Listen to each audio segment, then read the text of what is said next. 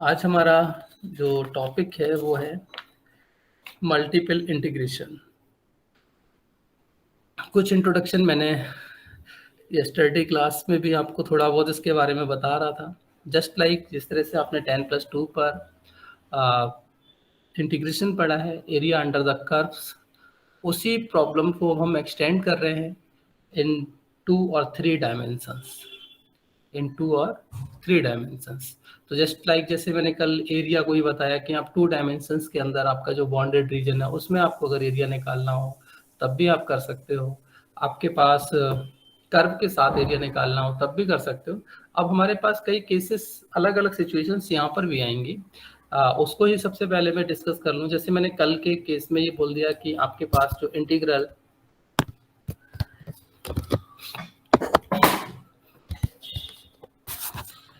a to b fx dx defines area, ये आपको बोला।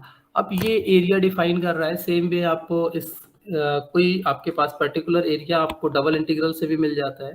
सेम वे भी सम रीजन मैंने आर डिनोट कर लिया है and this is dx dy। कल मैंने इसको ज्योमेट्रिकली बना के भी दिखाया, लेकिन उसके साथ कुछ कंडीशंस होंगी, उनके साथ आप उनको सॉल्व कर रहे होंगे। एज यूजुअल आपको ये सॉल्व नहीं मिलेगा। अगर मान लो हमारे पास जो रीजन है, ये आर जो मैंने यहाँ पे रिप्रेजेंट किया है, this is the bonded region जिसका आपको एरिया फाइंड आउट करना है बेसिकली। सो सपोज कर लीजिए कि ये रीजन मेरे पास समथिंग लाइक रेक्टेंगुलर शेप है। अब रेक्टेंगुलर शेप है तो इसको आप बड़े इजीली सेल्स में डिवाइड कर सकते हो, ठीक है। और आपको जो x और y मीन्स जो एक्सिस हैं उन पर आपको एक कांस्टेंट वैल्यूज मिल रही हैं। आपको कांस्टेंट, इसको थोड़ा और रिफाइन करके बनाऊं, सॉरी ये थोड़ा सा गलत बना रहा हूँ, क्योंकि मुझे x और y सबकी अगर वैल्यूज हैं तो उस हिसाब से इसको बनाना चाहिए। This is my axis system, okay, and now consider something, this is my rectangle. ये रीजन है, इसके लिए मुझे इंटीग्रेट करना है। यहाँ a से b है, इधर आपका ये जो आपके पास लेंथ वाइज है ये a to b हो गया। आप कोऑर्डिनेट्स के टाइप में डिफाइन करना चाहते हैं तो कोऑर्डिनेट्स टाइप में डिफाइन कर सकते हैं। This is c2 may be d। इधर आपने c2 d लेंथ इसका सिंबलाइज कर लिया है। तो जस्ट लाइक जैसे अभी मैं बता रहा कि यहाँ पर आप सेल्स डिवाइड कर लोगे, ठीक है, और किसी भी एक पर्टिकुलर सेल का आपने एरिया ऑब्टेन कर लिया, may be something like this, और उस तरह से आप फिर इसको सम अप कर लोगे तो ये एरिया भी आप सम अप करके यहाँ से डिफाइन कर सकते हो। समथिंग लाइक से समेशन डबल भी हो सकता है या सिंगल समेशन भी आप लगा रहे हैं, लेकिन हम बेसिकली सेल्स पर समेशन यूज कर रहे हैं। तो इस सेल का नंबर मैंने दिया है इफ के, so k going from 1 to, and how much cells, if you suppose you divided in lengthwise m cells, in widthwise say n cells, then this is defined as m cross n। तो ये कितना हो जाएगा mn के, जो आपके total sales हुए, या आप एक तरह से मैट्रिसेस में रो कॉलम जिस तरह से डिफाइन करते हैं वो एंट्रीज यहाँ पे कॉल समझ सकते हो। ये जो mn आप यहाँ पर इंडिकेट कर रहे हैं। और ये जो एरिया है इसको अगर मैं मान लूँ कि something d of A for the area, small segment है आपका एक सेल का एरिया, इसलिए हमने d सिंबलाइज कर लिया है, और k for the cell number, so d A K. तो इस तरह से आपने ये ले लिया। और डी ए के आपके पास बेसिकली डिफाइन क्या हो रहा होगा, इसको डी के बजाय सॉरी डेल्टा कहिए क्योंकि हम रिप्रेजेंटेशन एक सेम रखें। दिस इज समेशन के गोइंग फ्रॉम 1 to mn, और इसके लिए भी आप लिख सकते हैं डेल्टा एक्स के, डेल्टा ऑफ वाई के। अगर ये इसकी लेंथ डेल्टा एक्स के है, k for the cell number, और width is the delta y, then this is defines like this. जैसे आप वन वेरिएबल में limit approaching to 0, then this defines the summation in terms of the integration। तो वो चीज़ें आप यहाँ पर इसकी डिफाइन कर सकते हो। बाकी इसका पूरा जो थ्योरेटिकल बैकग्राउंड है वो मैं आपको नोट करके रखा हुआ है, मैंने उसको शेयर कर दूंगा। एक दो टर्म हम यहाँ पर ऐसे एज इट इज नहीं कहते हैं कि this is equal to this quantity, इसमें कंडीशंस आपके पास ये होती है, you provide define the limit से, लिमिट अगर मैं नॉर्म की बात कर लूँ, नॉर्म गोज टू 0, तो कंडीशन ये होती है कि if this limit exist, if this limit exist, जैसे आप डिफरेंशियबिलिटी का केस कंसीडर करते हैं, अप्रॉक्सीमेटली वही वर्ड यहाँ पर भी है, if this limit exist then this summation represents this integral. If limit p norm p tending to 0 of this one is not exist, then you can't define this kind of symbolization. ये बहुत important है कि limit provided the limit is exist वाली situation. अब यहाँ पर थोड़ा इसको दिखने में नहीं लग रहा होगा कि लिमिट कैसे एग्जिस्ट करेगी या नहीं करेगी, और अगर हम इसको infinite, sorry not infinite, m n जो यहाँ पर लिया हुआ है, जैसे नॉर्म पी को 0 की तरफ टेंड कराएंगे, then this m n tending to infinity, तो एक इनफाइनाइट पूरी सीरीज मिल रही है, और इनफाइनाइट सीरीज का जो सम है तो वो बेसिकली आपको यहाँ पर ये दिया हुआ है। इसको मैं पूरा जो थ्योरेटिकल इसका बैकग्राउंड है वो आपके साथ शेयर कर दूंगा। मैं कुछ चीज़ें आपको यहाँ पर डिफाइन करता चल रहा हूँ, और कुछ चीज़ें आपको डायरेक्टली लिख देता हूँ, जो आपके पूरी डिस्क्रिप्टिव वे में आपको शेयर करूँगा। सो नाउ अब मैं स्टार्ट करता हूँ। तो सबसे पहले अगेन फर्स्ट हमारे पास है integration, basic idea of integration of function of single variable.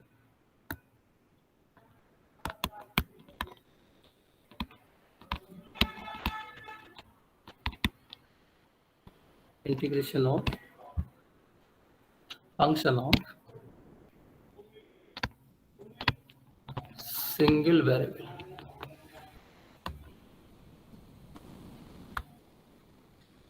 Okay, so just कल ही आपको ये चीज़ें बताएं। Suppose you have the function y equals to f x, you want to find area under this curve over this domain, so we represent like this, say something, say maybe this is the curve, this is your A, this is your B, divide this one into the form of strips. Okay, so this represents the delta xk, and the functional value at that point is represented by say f xk star। kth cell है तो उसका जो mid point पर हमने लिया उसके लिए just represent कर दिया स्टार से। तो इसी तरीके से आपने n सब इंटरवल्स में डिवाइड कर लिया। तो यहाँ पर मेंशन कर देता हूँ, divide domain a comma b into n sub intervals. ये जो वर्ड हम यहाँ पर यूज कर रहे हैं इसको ही हम एक अनदर फॉर्मेट में यूज कर लेते हैं, पार्टीशन द इंटरवल। ये जो आपने यहाँ पर वर्ड्स लिखे हैं इन्हीं को आप यूज करते हैं, partition. This is the term of Riemann integration, partition the interval. Divide और पार्टीशन दोनों सेम ही आपके मीनिंग रखने वाले वर्ड्स हैं। Interval a comma b into n sub intervals.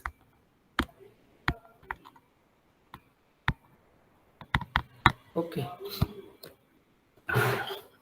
सो फिर जब आपने अगर इसको डिवाइड कर लिया है, then the area sorry the word use नहीं करना चाहिए, एरिया ऑफ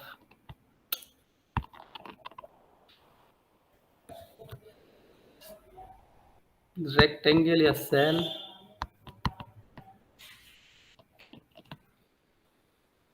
kth रेक्टेंगल, ऐसे लिखिए kth रेक्टेंगल f एक्स के star into delta x k. So we to find the total area we sum up all integrals to all sums these areas. So total area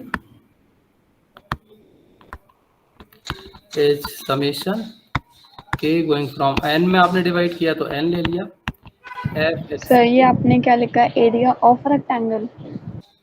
area of kth rectangle, this is the k। Okay, ये मैं आपको पूरा descriptive लिखा हुआ share करूंगा, ठीक है, उसके लिए आप परेशान मत रहिए, थोड़ा बहुत तो आपको एक्सप्लेन करना ही पड़ेगा, तो उसको यहाँ पे लिख रहा हूँ। सो आपका जो पार्टीशन है उस पर आ जाते हैं।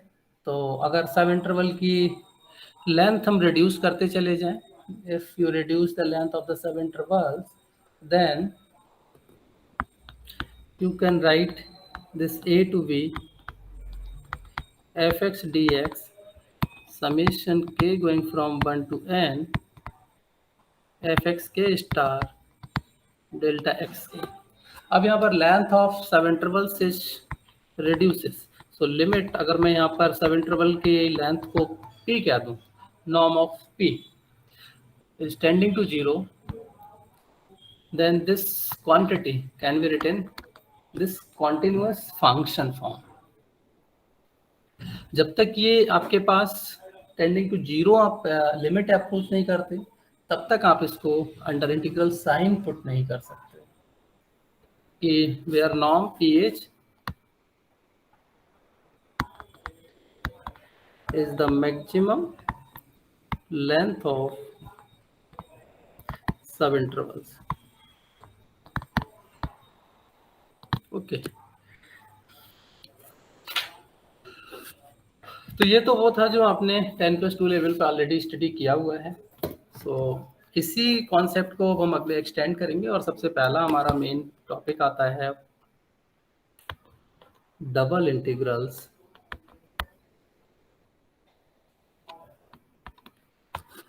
over a rectangular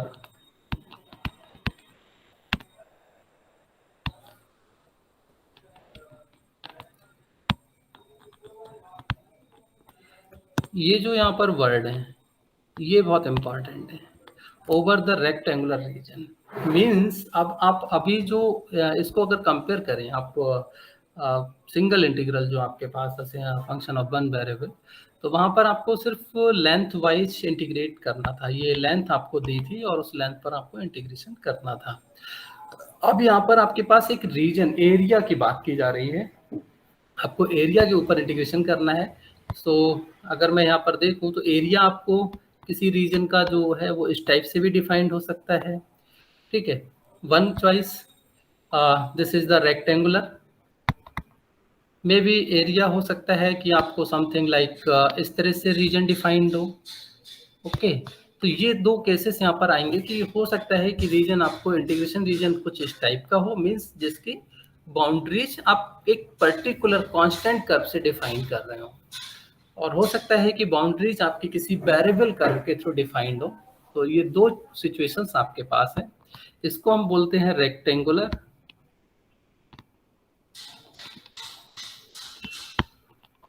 रीजन, और इसको बोलते हैं नॉन रेक्टेंगुलर। मीन्स जहाँ पर आपकी वेरिएबल से जो आपके पास बाउंड्रीज डिफाइंड होती हैं, फंक्शन से वेरिएबल टर्म से डिफाइंड होती हैं, these are non rectangular. So basically इसी का हमें मेन फोकस करना होगा और इसी पर हमारा मैक्सिमम वर्क करना है हम लोगों को। लेकिन स्टार्ट आपको सीधे रेक्टेंगुलर से कराया जाता है, तो हम केवल अभी इसके लिए कर रहे हैं, रेक्टेंगुलर वन के लिए, ठीक है। इसी के तुरंत बाद हम नॉन रेक्टेंगुलर रीजन्स को भी डिस्कस करेंगे। सो जस्ट अभी जैसे मैं ऊपर एक्सप्लेन कर रहा था वही चीज़ अब यहाँ पर बनाना है मुझे। Suppose given rectangular reason is,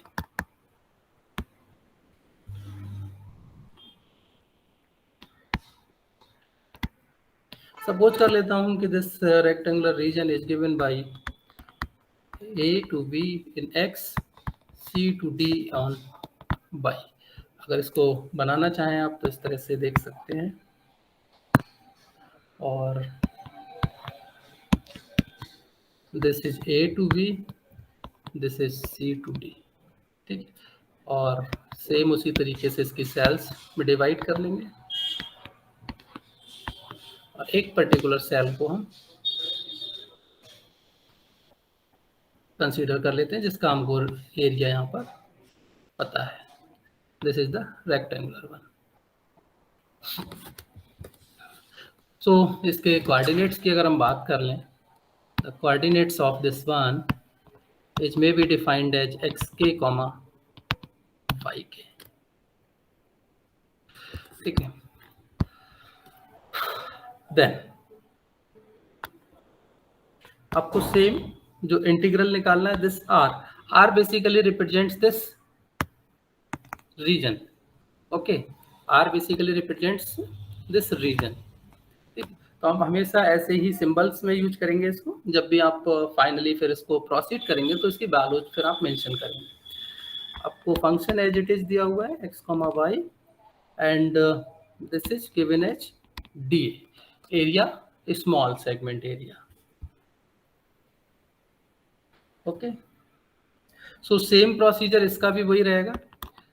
जिस तरह से हमने ऊपर यहाँ पर बाइफरकेट किया था, इसको सब डिवाइड किया रीजन्स के लिए, और फिर उसके बाद उसका सम अप किया टोटल एरिया फाइंड करने के लिए। यहाँ पर अब एरिया की जगह आप इसको वर्ड यूज कर लेंगे वॉल्यूम। तो अब आपके पास जो वॉल्यूम मिलेगा, सेम इसी तरह से आप इसको करते रहेंगे। और पीछे मैंने आपको ये एक्सप्लेन यहाँ पर कर ही दिया है, तो सेम यही चीज़ यहाँ पर लिखी गई है, बस फर्क सिर्फ इतना आ गया कि यहाँ पर आपका एफ इंट्रोड्यूस हो गया है, और ये आप ना लिख के यहाँ पर डी एक की कॉपी कर लें।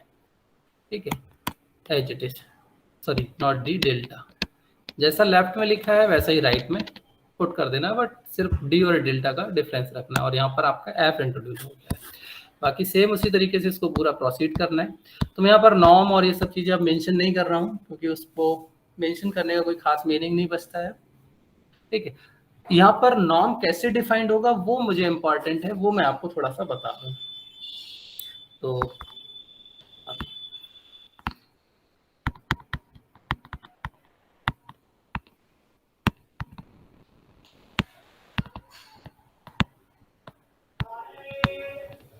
Okay, and this k going from 1 to mn। यहाँ पर नॉर्म थोड़ा आपको डिफाइन अलग तरीके से किया जाएगा। Norm p is length of the longest diagonal, length of the longest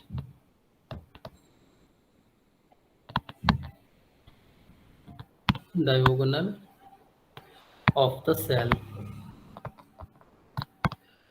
सो वहां पर आपने नोटिस किया कि आपका जो सब इंटरवल था उसकी लेंथ आप ले रहे थे, तो नॉर्म हमेशा आपका लीनियर ही रहेगा। नॉर्म आपका कभी भी क्वाड्रेटिक या क्यूबिक में डिफाइन नहीं हो रहा है, ये as it is linear function ही है। सो यहाँ पर भी हमें लेंथ ही दी जा रही है, लेकिन हम एरिया पर वर्क कर रहे हैं, तो लेंथ हमारे पास कैसे मिलेगी? तो डायगोनली आप चाहे तो इसको इस तरह से मेजर कर लें, या फिर आप इसके अपोजिट डायगोनल्स को ले लें। This length is basically defined by the norm. Okay, so अब जैसे आप यहाँ पर भी देख पा रहे होंगे, कई अच्छे से, खैर मेरा फिगर भी ठीक ठाक बन गया इसके पर्पज से, तो आप यहाँ पर इस लेंथ की बात कर लें, या जस्ट इसके ऊपर वाले सेल की लेंथ की बात कर लें, may be given when with some another colour this one. तो इन दोनों की लेंथ आप देख पा रहे होंगे कि डिफरेंट आ रही है। तो ये सेल आपका जो है वो यूनिफॉर्म ही हो, उसका कोई यहाँ पर नेसेसरी रोल नहीं है कि सेल्स आपकी छोटी बड़ी नहीं हो सकती हैं, उनका अपना कोई भी साइज हो, कोई प्रॉब्लम नहीं है उससे। ठीक है, तो यूनिफॉर्मिटी के साथ आपने कोई सेल्स यहाँ पर डिवाइड नहीं की हुई है। आपको वो नॉर्म यहाँ पर टेंडिंग टू जीरो कराना, मीन्स उसको आपको मिनिमाइज करना है जो सबसे ज़्यादा है। तो ऑब्वियस सी बात है कि यहाँ पर आपका जो फंक्शन की वैल्यू आएगी उसमें ज़्यादा एरर होगी। जैसे जैसे आप इसको रिड्यूस करते जाएंगे, एरर आपकी क्या होगी, रिड्यूस होती चली जाएगी। और जैसे आप इसको p टेंडिंग टू जीरो कर दिया, मीन्स जो आप कह सकते हो कि आपका rectangle approximately converted into form of a point. Obviously जब आप जीरो कहेंगे तो पॉइंट फॉर्म में हो जाएगा, मीन्स एक्स की भी कोई वैल्यू नहीं, वाई की भी कोई वैल्यू नहीं बचेगी पॉइंट पर। तो उस केस में आप ये जो एरर्स हैं वो आपकी एकदम नेग्लिजिबल एरर्स हो जाएंगी, और जिसको हम फिर इस फॉर्म से कंसीडर कर लेते हैं। तो मैं ज़्यादा इस पे और कुछ ना बताते हुए इसका एक आध एग्जाम्पल अब आपको थोड़ा मैं प्रोसीड कराने की कोशिश करता हूँ।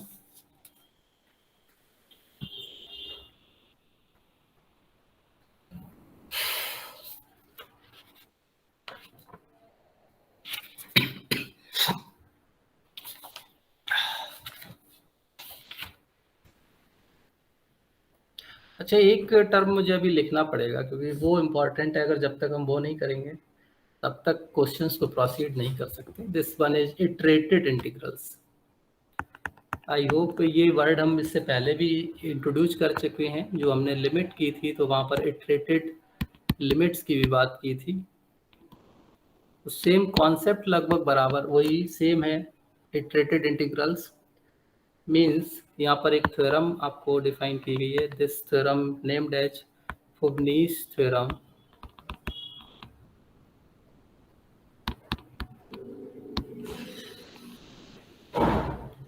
और इसमें आपको स्टेटमेंट बोला जाता है, over a rectangular reason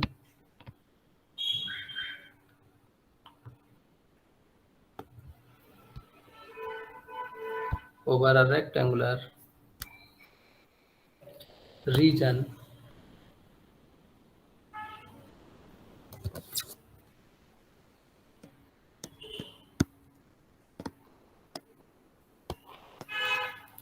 sorry Fubini's theorem over a rectangular. Statement आपका है, if f x comma y is continuous. अब discontinuous functions can also be integrable, ठीक है, लेकिन यहाँ पर आपको कॉन्टिन्यूस फंक्शंस दिए गए हैं, continuous over the rectangular reason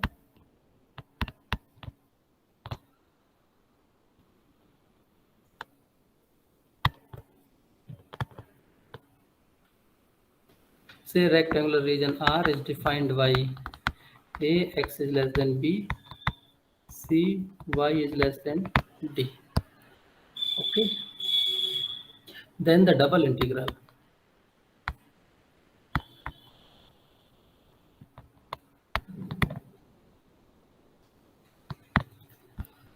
integration R f x y dA। This dA, अब ये dA जो आपने बेसिकली लिया है, ये आपके पास जो सेल कंसीडर की थी डेल्टा x के डेल्टा y के, यानी अगर आप इसको कहें तो dx और dy टाइप का है। सो अब बेसिकली यहाँ पर यही आपको बताया गया कि आपको dx dy चाहिए या इसका सीक्वेंस आप dy ओवर dy dx रखें। और अगर ये है, अगर ये आपने कोई भी सीक्वेंस इस तरह से रख लिया, ठीक है, वो डिपेंड करेगा आपका नॉन रेक्टेंगुलर पर ज़्यादा इंपॉर्टेंट आता है। यहाँ पर तो आप dx dy रखें या dy एंड dx रखें, both are the same things. लेकिन जब आप नॉन रेक्टेंगुलर रीजन्स पे जाएंगे तब वहाँ पर ये ऑर्डर आपका बहुत ज़्यादा इंपॉर्टेंट हो जाता है। बट अगर मान लो आपने कोई भी ऑर्डर ये पुट कर लिया, सपोज ये यहाँ पर आपने पुट कर लिया, तो इसको आप सॉल्व कैसे करेंगे, ठीक है। सो बेसिकली यही यहाँ पर बताया गया है, क्योंकि भाई डायरेक्ट तो आप ऐसा तो नहीं है कि इस फंक्शन को dx के साथ भी आपने इंटीग्रेट कर दिया, dy के साथ भी इंटीग्रेट कर दिया, दोनों वेरिएबल साइमल्टेनियसली तो इंटीग्रेट नहीं होंगे।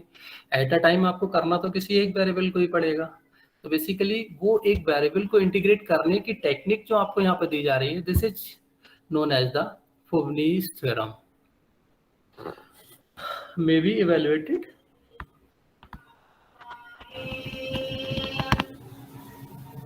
by either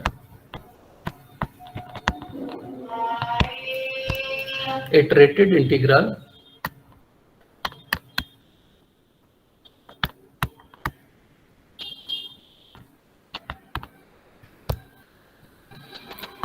integration R f x y.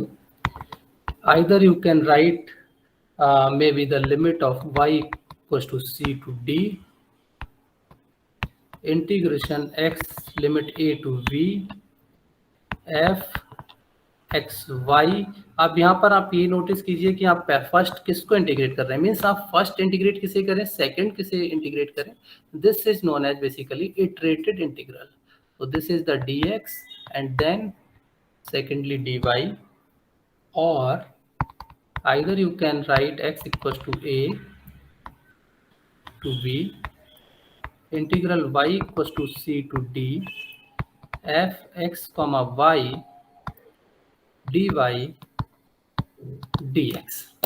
अब ये जो लिख दिया है इसको इंटीग्रेट कैसे करेंगे, ये भी एक बड़ा क्वेश्चन है यहाँ पर। सो जैसे आपने फंक्शन ऑफ सेवरल वेरिएबल्स के लिए डिफरेंशिएशन जैसे आप डिफाइन किया था, जस्ट उसके रिवर्स आप इंटीग्रेशन करते हैं। आपको ये पता ही है कि integration is the reverse of the differentiation. तो लेकिन प्रोसीजर तो आपका सेम वही है। सो यहाँ पर भी सेम कुछ ऐसी तरह से है। अब इंटीग्रेशन में भी जैसे डिफरेंशिएशन में आप other variables is treated as the constant, so here also you assume other variables are constant. So अगर हम इस वाले केस की बात करें, in this case you treat y as constant and for this one यहाँ पर आपको y करना है पहले। सो आपका another variable क्या है, x, यानी x as constant। तो जब आप इस ब्रैकेट के लिए कर रहे हैं, जब आप ये ब्रैकेट कर रहे हैं, तब आपको ये अप्रोच यहाँ पर एज्यूम करते हुए इसको इंटीग्रेट करना है। सो ये जो प्रोसेस है, this is known as the Fubini's theorem for the double integral और इटरेटेड इंटीग्रल्स। सर इसमें दोनों से आंसर सेम आएगा? दोनों से सेम आएगा अगर रेक्टेंगुलर रीजन है। रेक्टेंगुलर पर भी दिया गया है, बाकी ऑर्डर फिर आपका डिपेंड कर जाएगा। ठीक है, फिर सर मतलब ऑर्डर रेक्टेंगल में डिपेंड नहीं करता है, बाकी में करता है? नहीं है, ऐसा हर जगह नहीं होगा, लेकिन कुछ एक दो केस हो सकता है कि आपका डिपेंड कर जाए। ठीक है, बाकी फाइनली अगर आप वॉल्यूम की बात करते हैं या एरिया की बात करते हैं, तो नॉर्मली अगर हम इसको कॉमन सेंस से भी देखें, चाहे आप पहले किसी को भी इंटीग्रेट करें, आपका वॉल्यूम तो चेंज होना नहीं चाहिए भाई, टोटल वॉल्यूम इज सेम। तो आपका जो इटरेटेड इंटीग्रल है, आइदर आप फर्स्ट से करें या सेकंड से करें, आपका रिजल्ट सेम रहेगा। एक दो केसेस में इसलिए बोल रहा हूँ कि हो सकता है वहां पर आपका जो कुछ कर्व्स के थ्रू जो आपका रीजन बाउंड हो रहा है वो चेंज हो जाए। अगर रीजन चेंज नहीं हुआ तो डेफिनेटली ये आपका वॉल्यूम सेम मिलेगा। ठीक है, और वैसे तो सही बताऊं, अभी तक कोई ऐसी सिंगल प्रॉब्लम नहीं है जिसका रिजल्ट आपको डिफरेंट मिला हो। और ओके ये सर। कॉमन सेंस से भी हम देख सकते हैं कि हम चाहे तो वॉल्यूम निकालें, एरिया निकालें, चाहे उसको किसी भी तरीके से आप सॉल्व करें, तो एरिया या वॉल्यूम तो आपका हमेशा एक जो पर्टिकुलर वैल्यू आपकी आ रही है किसी पर्टिकुलर मेथड से, वही आपको हर एक मेथड के थ्रू मिलना चाहिए, अगर आप करेक्टली उसको सॉल्व कर रहे हैं देन। सो मैं एक आध क्वेश्चन अब यहाँ पर सॉल्व करता हूँ और उसमें आपको ये फोबनीज थ्योरम अप्लाई करने की कोशिश कर रहा हूँ, जिससे कि आपको इसको एक्सप्लेन कर सकूं। फिर कुछ अच्छा, एक इसमें प्रॉपर्टीज भी हैं, प्रॉपर्टीज ऑफ डबल इंटीग्रल्स। वो basically linearity property, dominance rule. आप लोगों ने देखा होगा कि f x is greater than g x, then the integral of f x is also greater than the integral of g x. या linearity property a of f x plus b of g x, then the integral can be linearly distributed, a integral of fx plus b integral of gx type something. So वो कुछ results यहाँ पर दिए हैं और बाकी same as it is है। Same division हो जाएगा कि अगर जैसे आप integral a to b f x आपको दिया गया है, then you can break the limit a to c and then c to b. So वो सेम यहाँ पर वही रूल्स यहाँ पर भी फॉलो होते हैं। अब मैं आपको पहले एक एग्जाम्पल सॉल्व करा दूं। Okay, example number 2।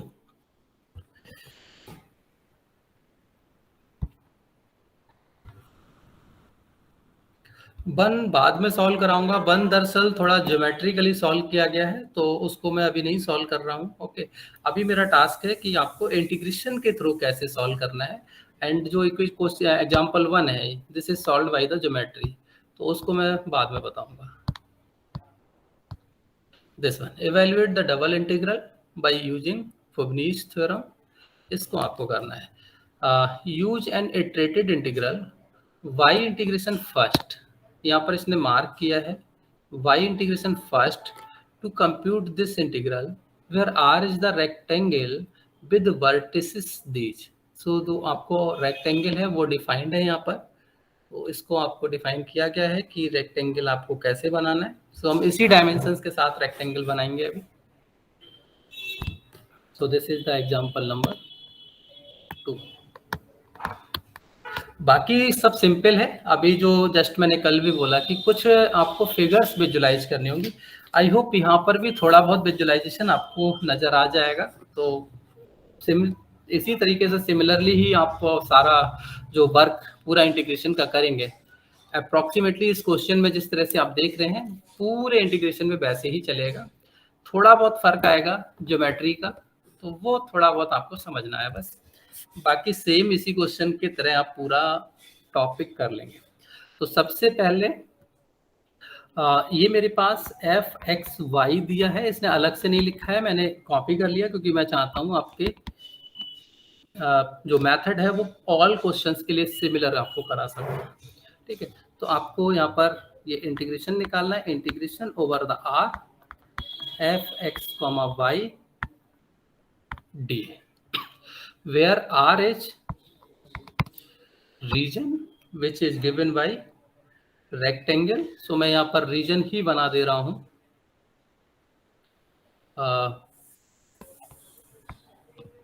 this is the x axis, this is the y axis।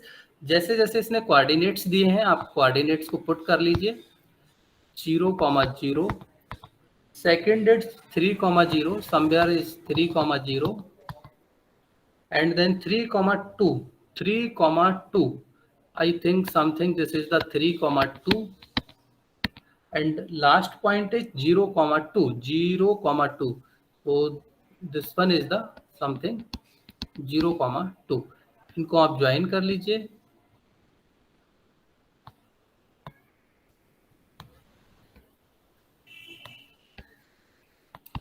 Sorry, थोड़ा ठीक नहीं बन पा रहा है।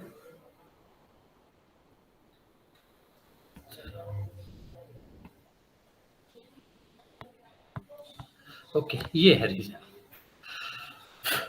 अब यहाँ पर आपको स्मॉल सेगमेंट और उस सबको टेक करने की कोई खास ज़रूरत नहीं है क्योंकि आप लिमिट्स को यहाँ पर जानते हैं। बाकी ये डी ए जो आपको दिया है जस्ट एक रिप्रेजेंटेशन के लिए मैं यहाँ पर स्मॉल सेल ले लेता हूँ, बाकी पूरा ब्रेक करने की नीड नहीं है। ठीक है, आई होप मुझे उम्मीद है कि जैसे आपने 10+2 पर किया होगा इसको भी यहाँ पर इजीली आप समझ के कर पाएंगे। ठीक, इसके लिए जो आपने लेंथ दिए, this is may be delta x के, this side value is may be delta y के। ओके, सो अब सबसे पहला क्वेश्चन जो आपको इसकी लिमिट लिखनी है वो कैसे लिखी जाए, वो बड़ा इम्पॉर्टेंट क्वेश्चन है आपका। सो सबसे पहले तो यहाँ लिख लीजिए बाय यूजिंग फ्रोबेनियस थ्योरम या यूजिंग फ्रोबेनियस थ्योरम या बाय फ्रोबेनियस थ्योरम, जो भी आपको वर्ड यूज करने हैं यूज कर लीजिए। सबसे पहले तो हम integration R F x y d A can be written as integral by first बोला है ना इसने, so by first means x की लिमिट दिस वन। मैंने अभी वैल्यू नहीं डाली है, वैल्यू आपको बाद में डाल दूंगा। F x by this is d y d x, ये तो मैंने फ्रोबेनियस थ्योरम से लिखा है, लेकिन अभी मैंने यहाँ पर y और x की वैल्यूज नहीं लिखी हैं। वो आपको यहाँ पर जो मैंने स्मॉल सेल कंसीडर की है, एक रेक्टेंगल कंसीडर किया है, उससे आप डिफाइन कर सकते हो।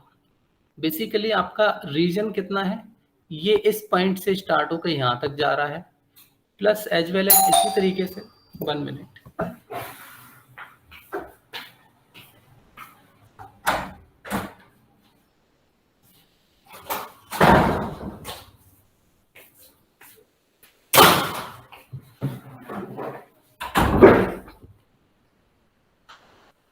इसी तरीके से आप जैसे यहाँ पर x के लिए इस रीजन को देख रहे थे कि इस पॉइंट से आप अगर इस रेक्टेंगल को सपोज यहाँ पर कंसीडर कर लें लाइक दिस, तो आप लेंथ वाइज इसको कितना मूव करा सकते हैं। यहाँ से आपने स्टार्टिंग की और आप कहाँ तक जा रहे हैं, धीरे धीरे आप इस पॉइंट तक जा सकते हो। तो ये आपका रेक्टेंगल लेंथ वाइज इतना चल सकता है, लेकिन आपको क्या करना है, ये होल रीजन कवर करना है।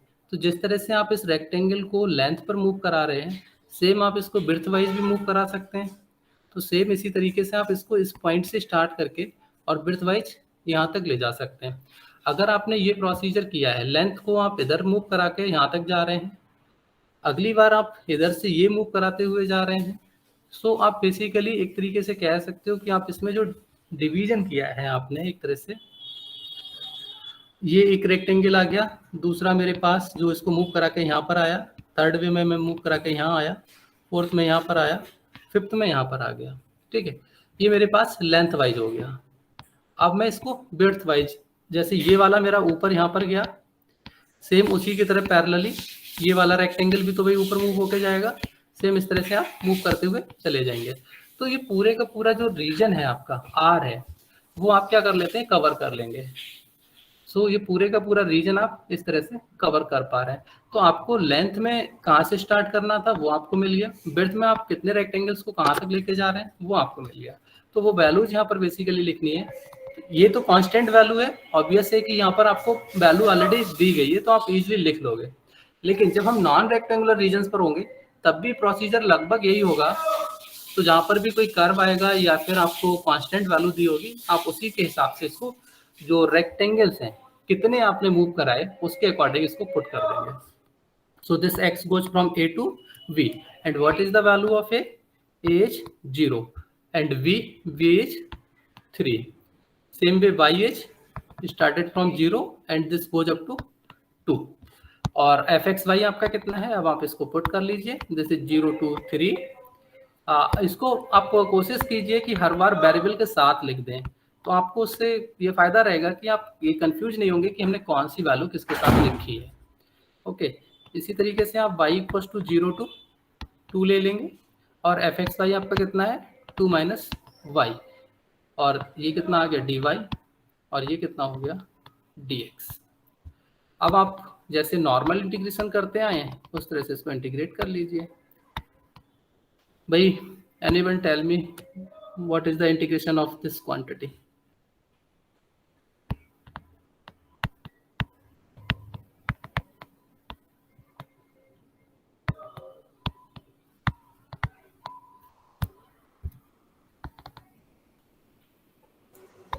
वैल्यू डाल देंगे। Hello, yes sir. This is correct और not? Yes sir, correct. Okay, so substitute the value.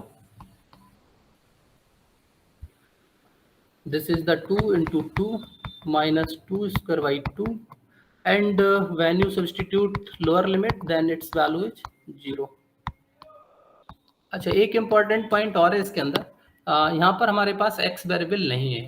Suppose कर लीजिए जस्ट ये 2 इंटू एक्स रखा होता, अगर ये 2 इंटू एक्स होता तब आप यहाँ पर कितना लिखते? 2xy 2xy means 2x whole quantity is considered as a constant. Just like जैसे आपने अभी 2 को कांस्टेंट रखा था वैसे ही आपको x को भी कांस्टेंट रखना था फॉर दिस इंटीग्रेशन। ओके, तो ये बस इतना ही ध्यान है इसके अंदर रखना, और बाकी सेम आपको एज इट इज जो आपने वन वेरिएबल के लिए प्रोसीड किया है वही आपको यहाँ पर करना है। तो this is 0 to 3 for the x variable, this value is 4 minus 2 and dx. So this value is integration x is equal to 0 to 3 2 dx. What is the value 2x 0 to 3? So its value is 6. ये तो आप exercise कर लेंगे। अब हम थोड़ा सा introduction अपना जो हमारा मेन टॉपिक है double integration over non rectangular regions उस पर फोकस करते हैं, और वहां से आपके मैक्सिमम क्वेश्चंस हम आपको एटलीस्ट लिमिट्स के साथ डिफाइन करते हुए चलेंगे। हो सकता है कि पूरा क्वेश्चन मैं आपको प्रोसीड ना कराऊं, बट लिमिट्स आपको मैक्सिमम क्वेश्चंस की मिलेंगी। तो जैसे मैंने पहले ही अभी आपको जब डबल इंटीग्रल्स डिफाइन करना स्टार्ट किया था तभी नॉन रेक्टेंगुलर रीजन्स का थोड़ा आइडिया दे दिया कि which kind of regions is known as the non rectangular region. So यहाँ पर इसने सबसे पहले यही बनाया हुआ है एक नॉन रेक्टेंगुलर रीजन, इसको ही इंटीग्रेट बेसिकली आपको करना है। सो दो इम्पॉर्टेंट पॉइंट आते हैं इसके अंदर। सबसे पहले double integral over type 1 and type 2 रीजन्स। टाइप 1 और टाइप 2 जस्ट ए नेम, अब बेसिकली ये नेम ये है कि आप नॉन रेक्टेंगुलर रीजन्स अगर ले रहे हैं तो कहीं तो कोई तो लिमिट आपको एक कांस्टेंट होनी चाहिए। अगर आप x और y दोनों को ही अगर वेरिएबल पुट कर देते हैं then how to find a constant quantity, और एरिया आपको एक नंबर मिलेगा, एरिया तो आपको वेरिएबल्स में नहीं मिलेगा। तो इसीलिए हमारे पास ये जो टाइप 1 है और टाइप 2 है वो बेसिकली इसी तरीके से डिफाइंड किए गए हैं कि आपको एक सिचुएशन ऐसी दी जा रही है रीजन के अंदर जिसमें x कांस्टेंट है, जिसको हम बोलते हैं टाइप 1। ओके, एक ऐसी सिचुएशन है जिसमें आपको x कांस्टेंट दिया जा रहा है और जो y है उसकी लिमिट आपको वेरिएबल लिमिट डिफाइंड की जाती है, then this kind of region is known as the type 1. और one more important point is vertically simple region। तो इसमें जो कंसिडरेशन आप स्ट्रिप टाइप का लेंगे this is considered as the vertically. और मैं आपको ये पूरा क्वेश्चंस में बाकायदा स्ट्रिप्स बना के ही सॉल्व कराऊंगा, तो उनको आप थोड़ा और भी विजुलाइज कर पाएंगे इजीली। ठीक है, तो इसके अंदर जो आपकी बेसिकली स्ट्रिप आप एक रीजन वाइज या आप इसको डिफाइन करते हैं वो वर्टिकली आपको कंसीडर करनी होती है। अब यहाँ पर बेसिकली हम जो y है उसकी भी रेंज पुट कर रहे हैं, तो पूरी की पूरी स्ट्रिप नहीं लेके हम एक छोटा सेगमेंट ही कंसीडर करते हैं, वही सेल टाइप का। लेकिन मैं इसको वर्टिकली ये सिर्फ एक लाइन मार दूंगा, इससे ये आपको इंडिकेट होगा कि this is considered as vertically simple and horizontally it means that the region is considered as horizontally simple. तो इसमें वर्टिकली सिंपल में क्या होगा, यानी एक तरह से ये कह सकते हो जैसी जैसी ये लाइन होगी जहाँ पर मूव कर रही है वो वैल्यूज कांस्टेंट रखनी है। ठीक है, चाहे आप वर्टिकली में हो या हॉरिजॉन्टली में, जैसे भी ये लाइन मूव करेगी वो वैल्यूज आपकी कांस्टेंट होंगी, और जो इसकी लेंथ डिफाइन हो रही होगी, इसकी लेंथ जो डिफाइन होगी वो वैल्यूज आपकी वेरिएबल लेंगी। तो ये टाइप 1 और टाइप 2 इस तरह से डिफाइन किए जाते हैं कि आपको एक पर्टिकुलर वेरिएबल जो है आपका आइदर x और y is treated as constant. So now again Fubini's theorem for this same procedure, nothing else.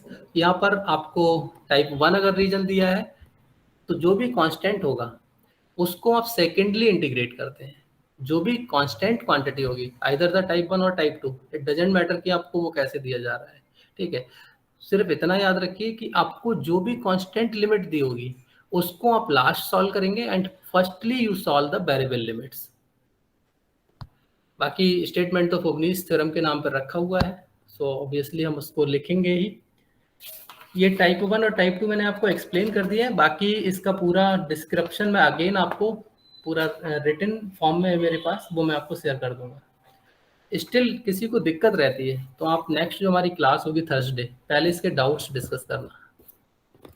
अब हम आते हैं इसके एग्जाम्पल नंबर 1 पर।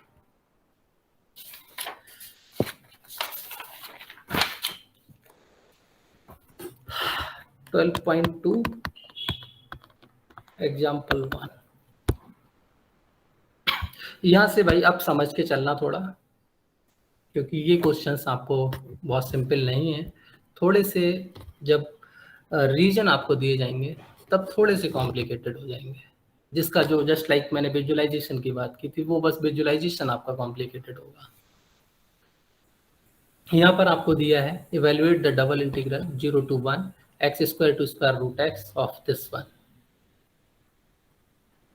सो आप यहाँ पर पहले किसको इंटीग्रेट करें किसको सेकेंडली करें, यहाँ पर कोई अभी आपको देखना भी नहीं पड़ेगा, बिकॉज इसने ऑर्डर ऑफ इंटीग्रेशन ऑलरेडी यहाँ डिफाइन किया हुआ है। Order of integration is already defined, so आप इसी ऑर्डर ऑफ इंटीग्रेशन को कंसीडर करते हुए इसको सॉल्व कर लेंगे। So this is given integration 0 to 1 integration x² to root x and what is the function 160x/3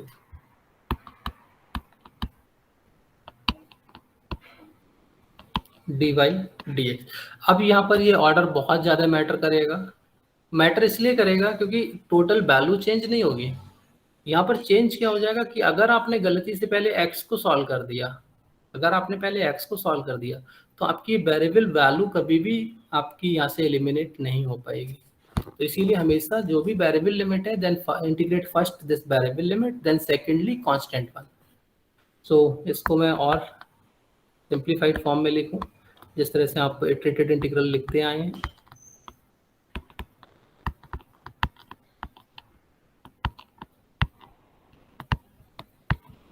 okay, अब आप इसको इंटीग्रेट कर लीजिए। This is 0 to 1, 160 x is constant and the integration of y cube is y to the power 4 upon 4 and the limit value is x square to square root x dx. Integral 0 to 1. Now substitute this limit 160x into x square by 4 minus 160x into x to the power 8, power 4 है ना ये, तो power 8 हो जाएगी, 8 upon 4 into dx. Now you simplify this one. So this is 40, this is also 40, so 40 can be taken out and this is x to the power 3 और integration कितना हो जाएगा x to the power 4 by 4, यहाँ कितना हो गया 9, तो ये कितना हो गया x raised to the power 10 by 10 and upper limit is 1, 0 to 1. Now substitute this limit 40 into 1 by 4 minus 1 by 10 and when you substitute the lower limit then its value is 0. So this is 40 into 20 is LCM, this is 5 minus 2, तो ये कितना हो गया 2 into 3 6. I hope यही result हो या सो इस तरीके से ये आपको सॉल्व करना था। चलिए अब हमें लगभग धीरे धीरे क्वेश्चंस अपने उस टाइप से ही मिल रहे हैं जिनको हमें प्रोसीड करना है। सर ये नॉन रेक्टेंगुलर रीजन था। हाँ बच्चे, अगर आप इस रीजन को ड्रॉ करना चाहें तो आप ड्रॉ कर सकते हैं, मैं इसको ड्रॉ ही कर देता हूँ। चलिए रीजन क्या है, आपको एक्स एक्सिस पर है, आपको 0 से 1 जाना है, ठीक है। इसका रीजन आप यहाँ पर दिया नहीं था, मैं इसको रीजन ले लेता हूँ R. This is my axis system, x आपका 0 था, ये हो गया, वाई आपका 1 था, सपोज ये हो गया। अब वो पहला कर्व है y equal to x square, how to draw this curve y equal to x square.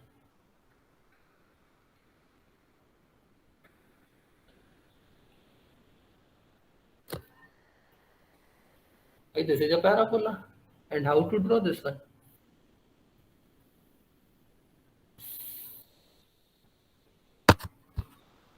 Parabola भाई बनाना नहीं आता, जल्दी बताओ कैसे बनेगा।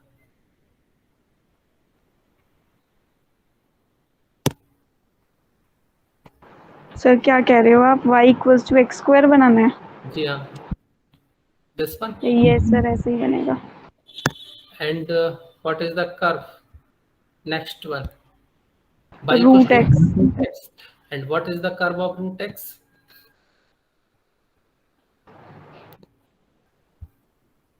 अभी जो 1 मेरे पास मैंने एक्चुअली ले लिया, थोड़ा फार अवे ले लिया है, इसको मैं मान लेता हूँ this one is the one, ठीक है, ये 1 है। तो अब यहाँ पर ये बेसिकली आपका रीजन है जिसके अंदर आपको इंटीग्रेट करना है।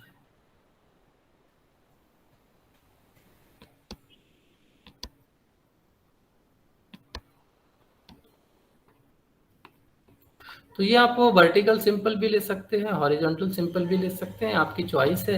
लेकिन यहाँ पर इसने वैल्यू दे रखी थी तो इसीलिए हमने इसको छेड़ा नहीं है और इसको एज इट इज जो भी इसने दिया था उसी के साथ प्रोसीड करा दिया है। ओके,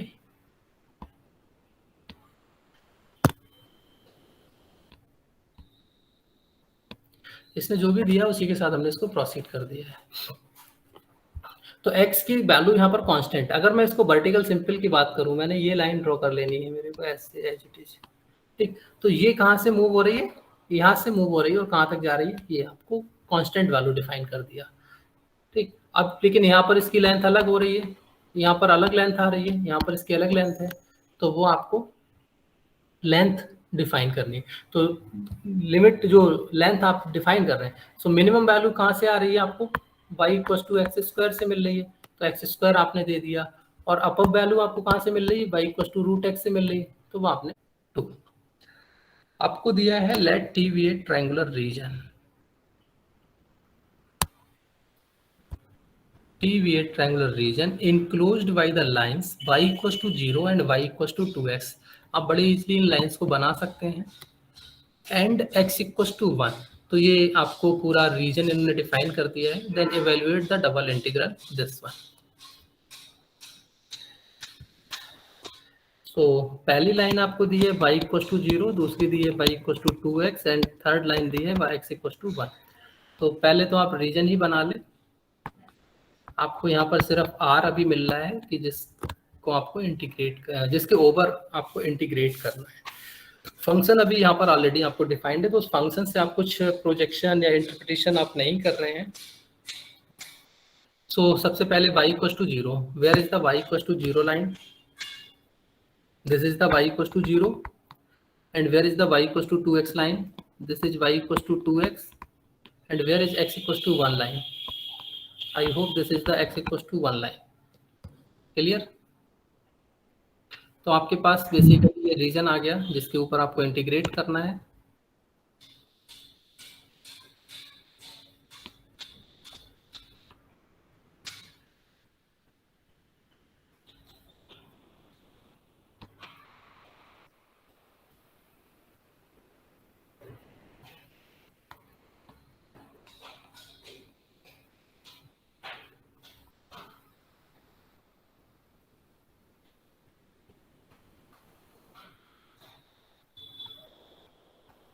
ओके, अब फर्स्ट इसने क्या किया है, इसको मैं जैसे इसने यहाँ पर सिंबलाइज किया है, this is represented by t, so we want to find the integral over t. जरूरी नहीं है कि आप टी कहें, क्योंकि उसने किया हुआ है तो इसलिए मैंने मार्क कर दिया है, ठीक। Otherwise this is totally yours choice कि आप इसको कैसे रिप्रेजेंट करते हैं। नॉर्मली हम रीजन को आर से रिप्रेजेंट करते हैं, तो आर ही हम यहाँ पर सिंबलाइज करेंगे, and this is D A. अब इसने हमें दो केसेस दिए हैं। Number 1, by integration first, y integration first. तो सबसे पहले ये जो वर्ड इसने यूज किया y इंटीग्रेशन फर्स्ट, मींस क्या हुआ कि choose y limits as variable, that is y limits अगर वेरिएबल लेंगे, दैट इज हम ये स्ट्रिप जो या ये लाइन जो ड्रॉ कर रहे हैं इसकी लेंथ हमको y पर चाहिए। तो ये एक समझने के लिए मैं बेसिकली एक तरीका आपको दे रहा हूँ कि आप ऐसे करके जो भी चीज़ आपको यहाँ पर वेरिएबल रखनी है, ठीक है, उसी एक्सिस के अबाउट आप इस तरह की एक लाइन ड्रॉ कर लें, और वो आपको उसकी वेरिएबल लिमिट्स बेसिकली बताएगा कि आपको अब इस वेरिएबल्स लिमिट इस वाले पे केवल लगानी है। तो ये आपको फिर मूव करा कर देख लीजिए कि ये जो रिमेनिंग एक्सिस बच रही है उस एक्सिस पर ये कितना मूव हो रहा है, वो आपको कांस्टेंट वैल्यू देगा। सो दैट इज, अब ये वर्टिकली सिंपल रीजन हो गया, that is vertically simple region. तो यहाँ पर y की वैल्यूज कितनी आ जाएंगी, अब आप यहाँ पर पहले y की वैल्यूज ही लिख लीजिए भाई। कहाँ से ये आप कंसीडर कर रहे हैं, y इक्वल टू 0 से, तो 0 हो गया। कहाँ तक आप इसको लेके जा रहे हैं बताइए भाई जल्दी से अब आप लोग।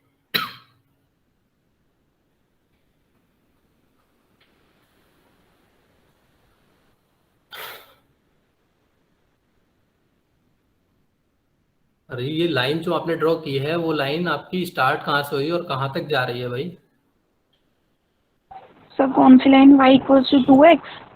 ये जो लाइन मैंने ड्रॉ की है विद ब्लैक कलर, और you can say can consider this thick line और स्ट्रिप।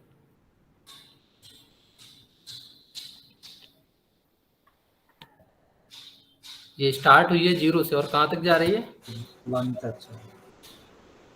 अरे बच्चे अभी इस पॉइंट की अगर हम बात करेंगे तो यहाँ पर ही फिक्स हो गई। अगर इस पॉइंट पर इसको ड्रॉ करें तो ये यहाँ तक जाएगी केवल, that is y equals to 2x line. 2x तक का। तो ये y कितना हो गया 0 से 2x। अच्छा अब ये आपकी हॉरिजॉन्टली मीन्स अब ये मूव कितनी हो सकती है। अभी तो हम 2 पॉइंट में यहाँ पर बोल रहा हूँ, बार बार उसको थोड़ा सा फोकस कीजिए क्योंकि ये बहुत इंपॉर्टेंट पॉइंट है। पूरा इंटीग्रेशन बेसिकली इसी पर डिपेंड रहेगा।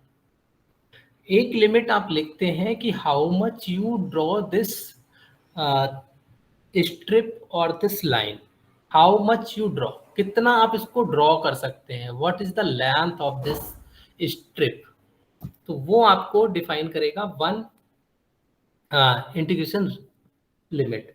And second one, how much you slide from one point to another to describe this whole region. तो आप इसको कितना इसको स्लाइड कर सकते हैं जिससे आपका होल रीजन यहाँ पर डिफाइन हो सके। तो यहाँ से अगर हम इस स्ट्रिप को स्टार्ट करें और धीरे धीरे मूव कराते हुए इस पॉइंट तक लेके जाएं तो हमारा ये होल रीजन डिवाइड यहाँ से डिफाइन हो सकता है। भाई यहाँ पर इतनी बड़ी स्ट्रिप आएगी, फिर ये लेंथ के वाइज हिसाब से बढ़ती जा रही है और यहाँ पर आपको लेंथ की स्ट्रिप मिल जाएगी। तो ये कंप्लीट रीजन आपका ऑक्यूपाई कर देगा। नहीं समझ आया?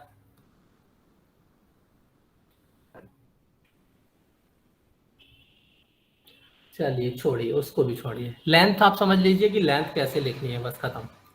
अब प्रैक्टिकली हमारे पास एग्जैक्ट चीजें तो नहीं मिलेंगी लेकिन हम कुछ कुछ देख सकते हैं। अब आप कुछ ऐसा सपोज कीजिए कि समथिंग लाइक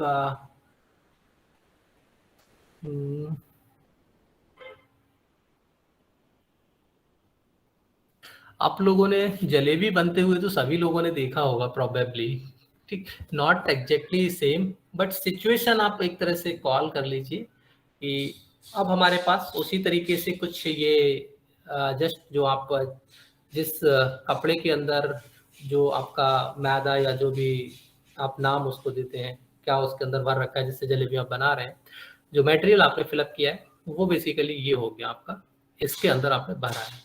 आप क्या कर रहे हैं, आप यहाँ पर रखे हैं और इसको आपने दबाना शुरू किया और इसको आप अगले बढ़ाते चले जा रहे हैं तो यहाँ तक पूरा वो जो मटेरियल आपने इस कपड़े के अंदर रखा हुआ है वो इसको लीप करता चला जाए। तो बेसिकली हो क्या रहा है, ये पूरे का पूरा रीजन उसने भर दिया ना। तो सेम उस तरह की सिचुएशंस को यहाँ पर थोड़ा सा आप इलस्ट्रेट करने की कोशिश कीजिए तो यहाँ पर आपको समझ आ जाएगा कि आप इस पूरे रीजन को जनरेट करने के लिए आप इसको कितना स्लाइड कर रहे हैं, कितना मूव करा पा रहे हैं। तो वो आपको एक यहाँ पर लिमिट डिफाइन कर देगा। सो एक्स आपको बेसिकली कहाँ से आपने स्टार्ट किया था 0 और कहाँ तक जा रहे थे 1 तक। तो ये आपका वर्टिकली सिंपल रीजन के अंदर आ गया। अब इसकी लिमिट आप पुट कर दीजिए। सो इंटीग्रेशन कांस्टेंट हमेशा आप पहले रखेंगे, वेरिएबल आपको बाद में रखनी, मीन्स जो बाद में रखेंगे वो पहले इंटीग्रेट होगा, जो पहले रखेंगे वो बाद में इंटीग्रेट होगा। भाई कहाँ तक जा रहा है 0 से 2x और फंक्शन कितना था आपका x प्लस वाई। अब आप इसको ब्रेक भी कर दीजिए डीए को उसी के according. So this comes into x equals to 0 to 1 and this is xy plus y square by 2 and this value is 0 to 2x dx. This is x equals to 0 to 1. Now you substitute, this is the 2 into x by x square plus this is again 2x square, 4x square जो 2 से 2 divide हो जाएगा तो ये 2x square आ गया। So this is 4x square 0 to 1 dx. Now you integrate 4x cube by 3 0 to 1. So this is basically 4 by 3. यही result आपको दूसरे फॉर्म में भी मिलना चाहिए। अब दूसरा केस क्या है इसको भी समझिए। X integration first means x consider x limits as variable that is horizontally simple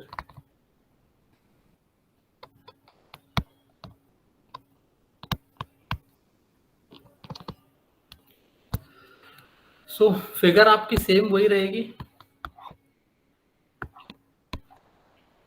ठीक, अब हॉरिजॉन्टली सिंपल कैसे आएगा, मैंने जस्ट अभी बताया कि जो भी आपको लिमिट कांस्टेंट वेरिएबल रखनी है उसी एक्सिस के पैरेलल आप एक लाइन ड्रॉ कर लो। तो ये मैंने लाइन यहाँ पर ड्रॉ कर ली इस बार। तो what is the length of this line, x की लिमिट आपको मिल जाएगी यहाँ पर। कहाँ से चल रहा है, ये y इक्वल टू 2x दिया था, तो मैं यहाँ से x की value in terms of y obtain करूँ, देन दिस इज y 2। भाई मिनिमम यहाँ से स्टार्ट हो रहा है और कहाँ तक जा रहा है, ये x इक्वल टू 1 तक जा रहा है। इसी तरीके से आप y की रेंज देख सकते हो, y कहाँ से चल रहा है, y आपका 0 से चल रहा है और अप टू कहाँ तक जाएगा, 1 तक। 0 to 1 हो गया। Hence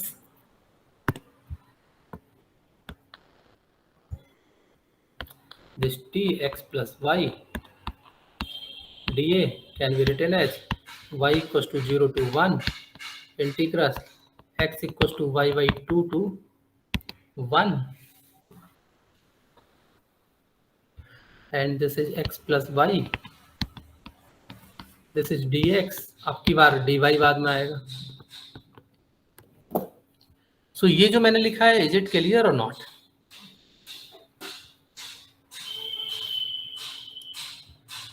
yes sir, clear. चलिए, अगर नहीं भी है कोई दिक्कत नहीं, हम नेक्स्ट क्लास में सबसे पहले रीजन्स एक बार दोबारा फिर से आपको डिफाइन करेंगे और उन रीजन्स का फिर यहाँ पर अगेन कुछ क्वेश्चंस अब एप्लीकेशंस में करेंगे। आई होप फिर आपको क्लियर हो जाएगा। तो नेक्स्ट क्लास में हम पूरा यही एक टॉपिक डिस्कस करना है 12.2 से रिलेटेड।